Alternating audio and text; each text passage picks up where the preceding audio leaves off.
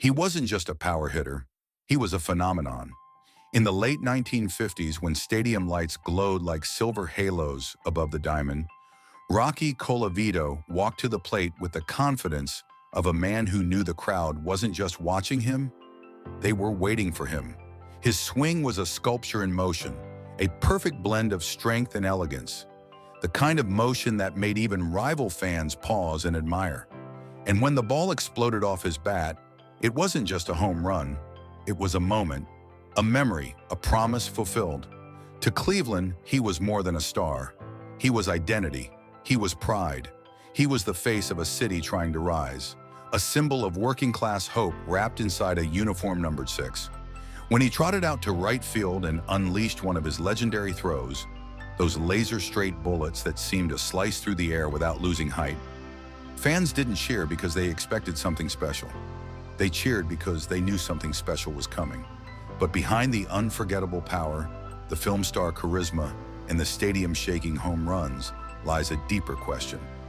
How did a player who never entered the Hall of Fame become one of the most beloved figures in the history of an entire city?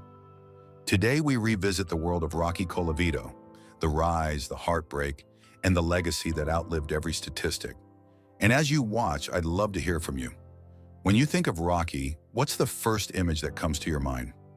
Rocky Colavito's story begins far from the roar of major league ballparks in the crowded neighborhoods of the Bronx during the 1930s. His family, Italian immigrants who carried their traditions with quiet pride, lived a life built on discipline, hard work, and dignity. Money was scarce, opportunities limited, and the world around him often felt like a maze of narrow streets and long days. But for young Rocky, the Bronx was more than a tough environment. It was a training ground. He grew up surrounded by the rhythm of working-class life, the sound of street vendors calling out prices, the arguments of cab drivers at busy intersections, and the laughter of kids playing stickball until the sky dimmed. Baseball wasn't just a game in his neighborhood. It was an escape, a language, a dream that every kid understood even before they could write their own name. Rocky was no different, except for one thing.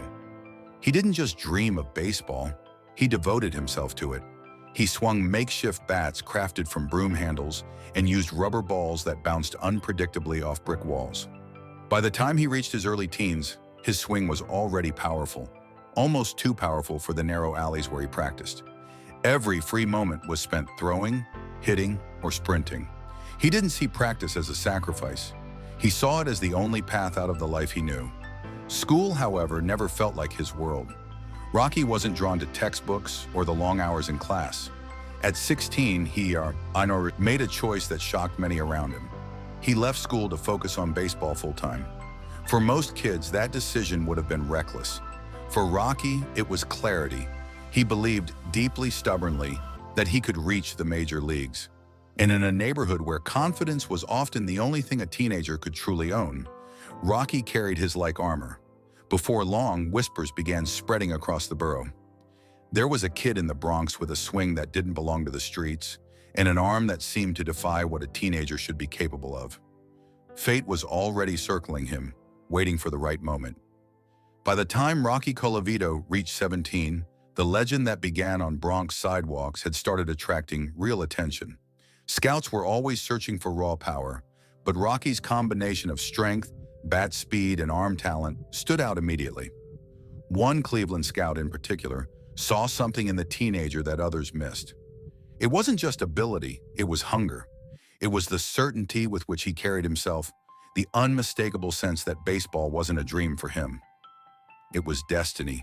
Cleveland signed him, and just like that, Rocky's life shifted from alleyway diamonds to the demanding world of professional baseball. The minor leagues tested him in ways the Bronx never had. Long bus rides, cheap motels, relentless heat, and even more relentless pressure shaped the early years of his career. Rocky hit for power almost immediately, driving balls over distant fences and earning a reputation as a young slugger with extraordinary potential. But it wasn't smooth.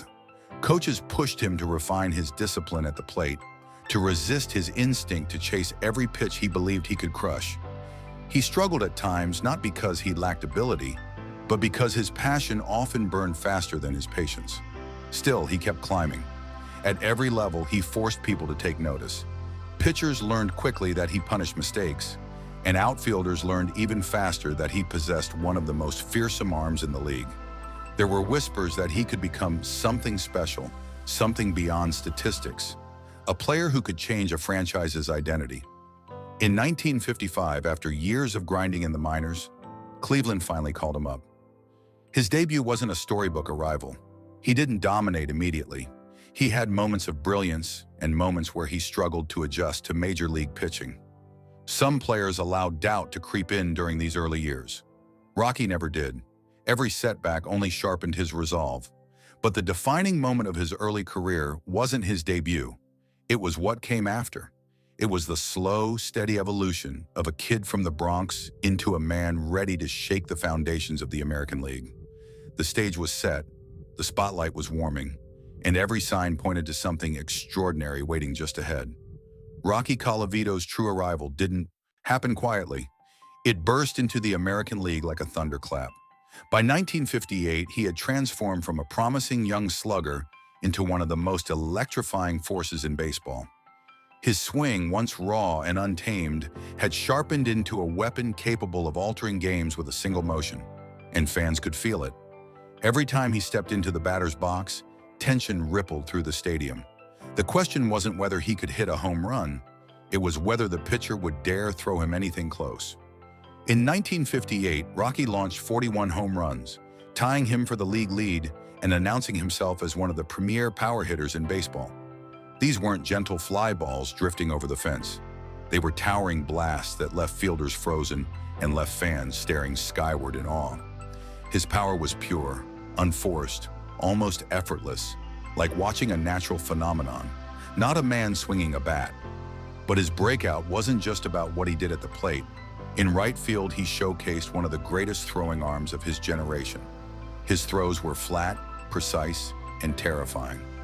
Runners who tested him learned quickly that Rocky didn't throw to bases. He threw through them. Stories circulated of his perfect strikes from deep right field, throws so clean and powerful that even opposing players couldn't help but admire them. Then came the 1959 All-Star season, the year Cleveland felt like it belonged to him. He hit 4 home runs in a single game, a feat that sealed his reputation as baseball's ultimate showman. Each at-bat drew a roar. Each home run drew a memory. And with every extraordinary moment, Rocky wasn't just becoming a star. He was becoming the heartbeat of a city. No one knew it then, but his meteoric rise would soon collide with one of the most controversial decisions in franchise history. But in this moment, this stretch of brilliance, Rocky Colavito was the face of Cleveland baseball, and the league was learning that a new giant had arrived. Rocky Colavito's prime wasn't a brief flash of brilliance. It was a sustained, roaring blaze that stretched across the late 1950s and early 1960s, years when his name carried the weight of awe in every ballpark he entered. From 1958 to 1962, he delivered a level of production that firmly placed him among the most feared sluggers in the sport. These seasons didn't just define his career, they defined an era.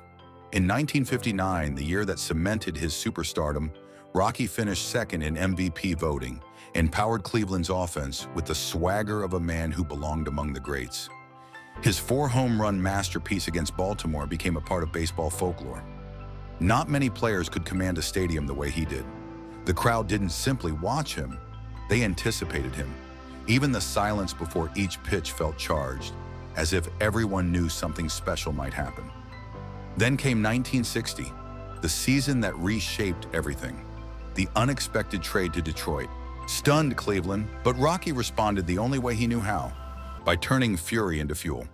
With the Tigers, he unleashed a season of controlled thunder, 35 home runs, 87 RBIs, and moments of brilliance that reminded fans across the league why he had become a household name. His presence elevated the Tigers lineup, and opponents dreaded his turn in the order. But perhaps his finest stretch came in 1961. That year, amid the historic home run chase between Roger Maris and Mickey Mantle, Colavito carved out his own line of greatness. 45 home runs and 140 RBIs, a career high that placed him firmly among baseball's elite. Detroit fans saw him not as the player Cleveland had traded away, but as the force of nature Cleveland had lost. His power, consistency, and relentless drive made him the centerpiece of a lineup overflowing with talent. And even as the home runs accumulated, Rocky's magic extended far beyond the batter's box. His throws from right field became legend, direct, powerful, almost startling in their precision. Base runners thought twice before daring to challenge him, and many who did regretted it instantly. Managers praised his competitiveness. Opposing players respected his presence. Teammates admired how he carried himself with the confidence of a star without slipping into arrogance. Through these peak years, Rocky wasn't just producing numbers. He was shaping identities. Cleveland's longing, Detroit's pride, baseball's collective memory. He became the rare type of player whose greatness could be felt even when he wasn't swinging. A look, a stride, a throw, everything about him declared that you were witnessing a once-in-a-generation athlete. And yet, as with all legends, the brightest flames often meet the strongest winds. Ahead waited challenges neither home runs nor arm strength could simply overpower. For all the power Rocky Colavito displayed on the field, nothing could have prepared him for the force of the storm that arrived in 1960.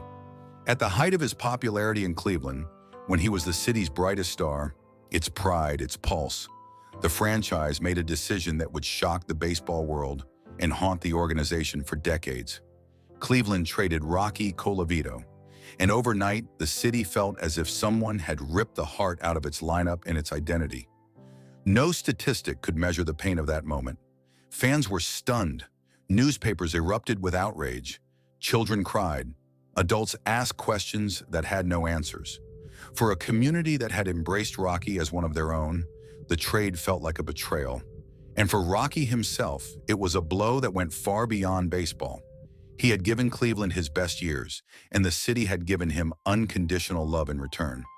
Losing that bond hurt in ways no box score could capture.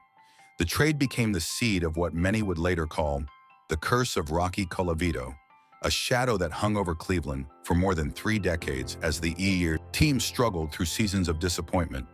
Though Rocky never embraced the idea of a curse, the narrative followed him everywhere, an invisible storyline tied to his legacy whether he wanted it or not. Yet the challenges did not end with heartbreak. As he entered the mid-1960s, injuries began to chip away at the power that once seemed endless. A shoulder issue lingered, sapping strength from his legendary arm and altering the swing that had once launched baseballs into the upper deck. For a player whose greatness relied on physical force and perfect timing, these setbacks cut deeply. There were seasons when the pain was constant, when his body resisted the demands his heart still wanted to meet. Critics questioned whether he had passed his peak. Some doubted his durability, but Rocky never let adversity define him. Each time he was pushed down, he returned with a determination shaped long ago in the Bronx. He refused to give in quietly. He fought for every at-bat, every inning, every chance to prove that the fire inside him still burned. Through struggles, trades, and injuries, Rocky Colavito showed a depth that statistics never capture. He revealed resilience, pride, and an unbreakable connection to the fans who continued to adore him, no matter what jersey he wore. And even as the challenges mounted, his legacy was shifting towards something far greater, something no injury, no front office decision, and no controversy could take from him. When the final chapters of Rocky Colavito's career were written, his numbers alone painted the picture of a remarkable player. 374 home runs, 6 All-Star selections, more than a decade and a half of productivity at the highest level. But to speak of Rocky in statistical terms alone is to miss his essence entirely. His greatness lived not in spreadsheets or record books, but in the hearts of those who watched him play. His story is a reminder that some athletes transcend the boundaries of measurement. Rocky wasn't celebrated because he chased numbers. He was celebrated because he created moments that stitched themselves into the cultural fabric of Cleveland and in many ways into American baseball itself. His home runs weren't just swings, they were declarations. His throws from right field weren't just plays, they were demonstrations of pure natural force. And his presence wasn't just confidence, it was magnetism, the rare charisma that made fans feel connected to him, even from the top rows of Municipal Stadium. In Cleveland, his return to the team in 1965 brought the city a sense of emotional closure. Fans embraced him as if welcoming back a family member who had been gone for too long. For them, Rocky was proof that loyalty mattered, that identity mattered, that the bond between a city and its hero could withstand anything, even a trade that broke their hearts. His influence extended far beyond the field. He carried himself with dignity and class, whether in triumph or challenge. He never blamed others for his setbacks. He never embellished his own achievements. Instead, he represented the best of the working-class spirit that had shaped him. The belief that greatness is built through effort, resilience, and pride in one's craft. When compared to the giants of his era, Mickey Mantle, Harmon Killebrew, Roger Maris, Rocky might not have reached the statistical peaks some of them achieved, but what he possessed was something else entirely, a combination of power, style, and emotional impact that few players in baseball history could match. How many players, after all, have inspired a decades-long narrative like the curse that followed Cleveland after his departure? How many have remained cultural icons long after their final swing? And so the question emerges, one that fans still debate today. Could baseball ever produce another player who blends heart, talent, and symbolism the way Rocky Colavito did? Or was he, in the truest sense of the word, one of one? In the end, Rocky Colavito's story returns to the same image that defined his rise. A powerful swing cutting through the summer air, a baseball soaring into the night, and a stadium erupting in disbelief. That moment, frozen in time, captures everything he represented. Not just strength, not just talent, but a rare blend of courage, charisma, and connection. He wasn't the kind of player fans simply watched. He was the kind they felt.